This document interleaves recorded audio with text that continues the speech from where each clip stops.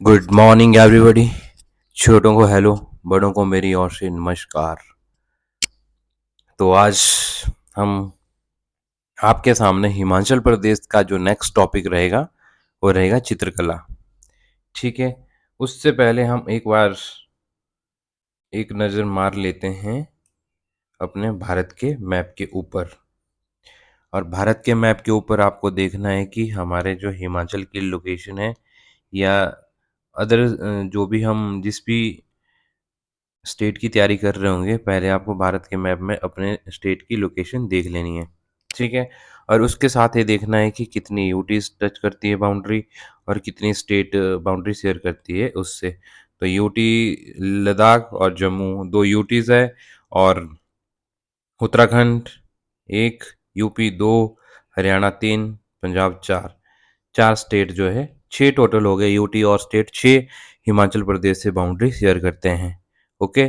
और जो near by देखेंगे हमारे जो पड़ोसी देश है, तो अफगानिस्तान एक, पाकिस्तान दो, नॉर्थ से साउथ देखेंगे। ठीक है। और श्रीलंका तीन, और बांग्लादेश चार, म्यांमार पाँच, नेपाल छः, भूटान सात, चाइना आठ। तो आठ। और कोस्टल जो समुद्री सीमा से जो हिमाचल के राज्य लगते हैं वो कितने राज्य हैं? 9 स्टेट है। और कितनी सीमा है इनकी? 7516 किलोमीटर। ओके।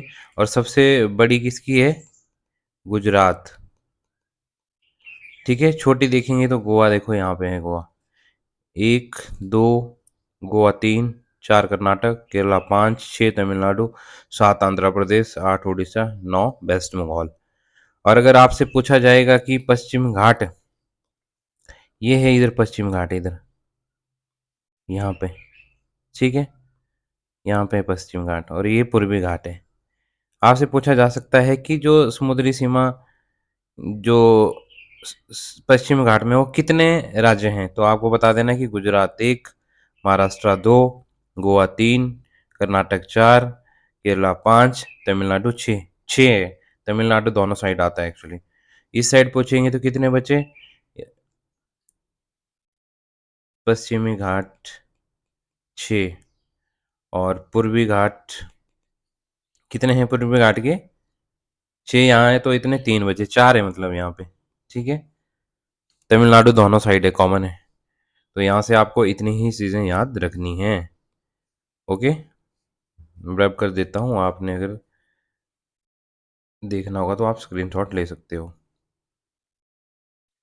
नेक्स्ट हम देखेंगे कि हिमाचल की जो मैप है उसको हम देखेंगे, उसमें देखेंगे हम बिलासपुर आज, कि बिलासपुर के साथ ये है बिलासपुर।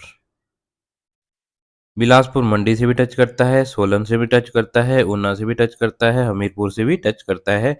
तो चार टोटल स्टेट ऐसी है जो बिलासपुर से टच बाउंड्री शेयर करते हैं। आगे भी हम बात करेंगे मैप के ऊपर, जब डिस्ट्रिक्ट बाय हम पढ़ेंगे, फिर हम वहाँ पे फुल पोस्टमार्टम करेंगे कि बिलासपुर में क्या क्या है और क्या क्या नहीं है। मैं बता देता हूँ कि बिलासपुर में एम्स हॉस्पिटल है, जो कि हिमाचल का एक ही है। और इंडिया में 22 एम्स है, जैसे आईआईटी है वैसे ही एम्स है। तो आईआईटी हमारे मंडी के कमाल में है। तो हम जो इम्पोर्टेंट होगा उस टाइम हम देखेंगे कि यहाँ पे इम्पोर्टेंट क्या क्या है। जैसे बिलासपुर की बात कर रहे हैं, यहाँ पे गोविंद सागर लेक भी है, और यहाँ पे नैना देवी का टेम्पल भी है, यहाँ पे एम्स भी है जो कि कोठीपुरा में है बिलासपुर में। तो आज के लिए हम इतना ही देखेंगे, हमने बाउंड्री देख ली है। बाकी आगे हम अपने टॉपिक पे आते हैं। ठीक है। हम बात करते हैं चित्रकला के ऊपर, क्योंकि मैपिंग में ही 2-3 मिनट या 4 मिनट चले जाते हैं तो वीडियो लंबी हो रही है। हो सकता है कि मैं आने वाले टाइम में आपको मैपिंग ना बताऊं, तो सीधे टॉपिक पे आऊँगा। तो देखो, अभी हम बात करेंगे चित्रकला के ऊपर। तो चित्रकला की बात करते हैं हम। हिमाचल में सबसे पहले गुलेर कला का नाम आता था। हिमाचल प्रदेश में पहले किसका? गुलेर। कहाँ है गुलेर? ये आपको मैं बाद में बताऊंगा, या आपको कमेंट बॉक्स में बताना है कि गुलेर कहाँ है। ठीक है। यहीं से चित्रकला के अन्य घराने निकले। ठीक है। जिन्हें क्या कहा जाता है, कांगड़ा कलम, चंबा कलम, मंडी कलम, बिलासपुर कलम, मतलब ऐसे निकलते गए तीन चार है। ठीक है। कालांतर में कांगड़ा कलम अत्यधिक विकसित और प्रसिद्ध है। ठीक है, जिसमें पहाड़ी चित्रकला को कांगड़ा कलम भी कहा जाता है। यहाँ से आपको इतना याद रखना है कि जो फेमस है आजकल वो है कांगड़ा कलम, बहुत ही विकसित और प्रसिद्ध है। और इसको पहाड़ी चित्रकला के नाम से भी जाना जाता है, किसको, कांगड़ा कलम को। आगे हम देखेंगे, अब कांगड़ा कलम के बारे में कहेंगे। तो जन्मदाता कौन है, गुलेर कलम। गोवर्धन, जो गोवर्धन चंद थे, इनका संरक्षक था सबसे बड़ा। ठीक है, कुछ किसका, गुलेर कलम का। मुगल और राजपूत, जो मुगल थे और राजपूत थे और जो वहाँ के लोकल थे, स्थानीय थे, उनका मिश्रण है कौन, कांगड़ा कलम। इसमें क्या आ गया, मुगल, राजपूत और लोकल वहाँ के कलाकार जो थे, इसका मिश्रित रूप है कौन, कांगड़ा कलम। कांगड़ा शैली की पहाड़ी चित्रकला सेव वंश की देन है। ये जो यहाँ पे वंश था एक इनका, वो था सेव वंश। ठीक है।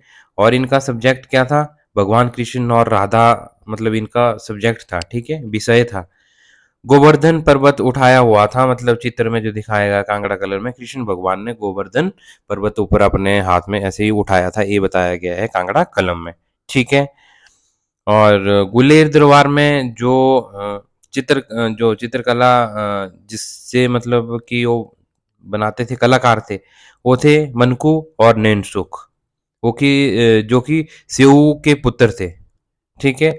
और जो ये मनकू और नैनसुख हो, इनको लघु चित्रकला प्रारंभ करने वाला भी माना जाता है। ठीक है। कौन सा, मनकू और नैनसुख कौन से वंश के थे, सेऊ वंश के थे और सेऊ के पुत्र थे।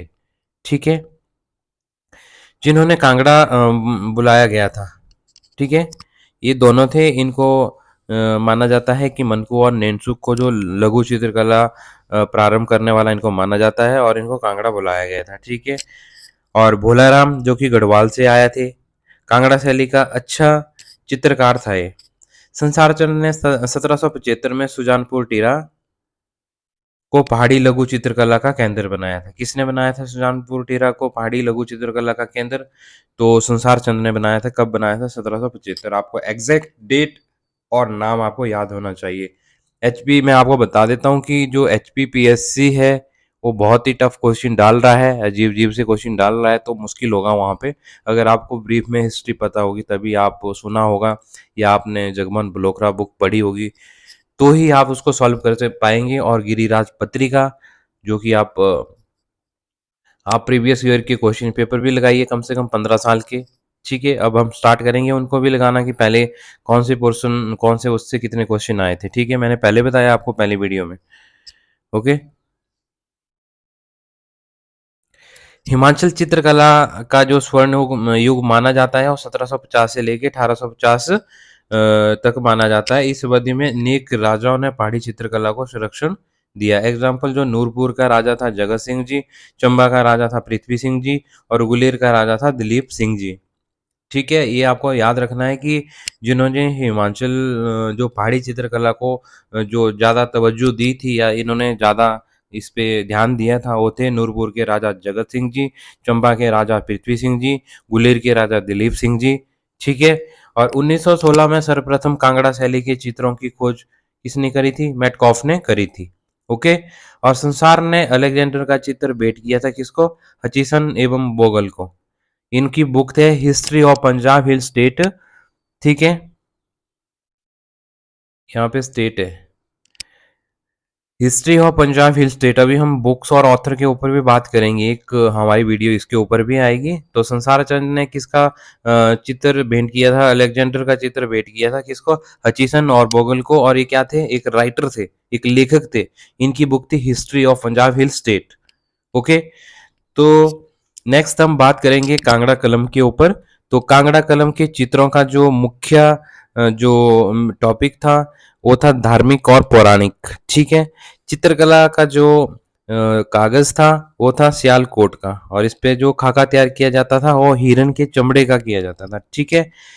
तो रामायण, भगवत गीता, राजा राजा परिवारों के रूप में चित्र चित्र कांगड़ा कलम में रूप चित्र रहे हैं। कौन से, रामायण, महाभारत, गीता, राजा या राजा परिवार के रूप में चित्तर कांगड़ा कलम में रूप चित्तर रहे हैं। आपको ध्यान रखना है, पूछा जा सकता है आपसे।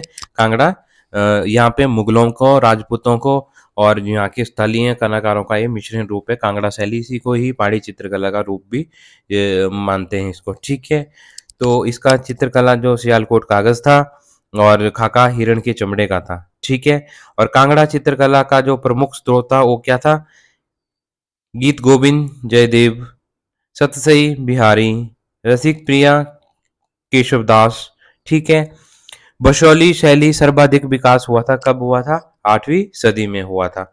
तो आज हमने कांगड़ा चित्रकला के ऊपर बात करी है। कल हम बात करेंगे चंबा चंबा चित्रकला के ऊपर बात करेंगे, या थोड़ा होगा क्योंकि वीडियो लंबी हो जाती है।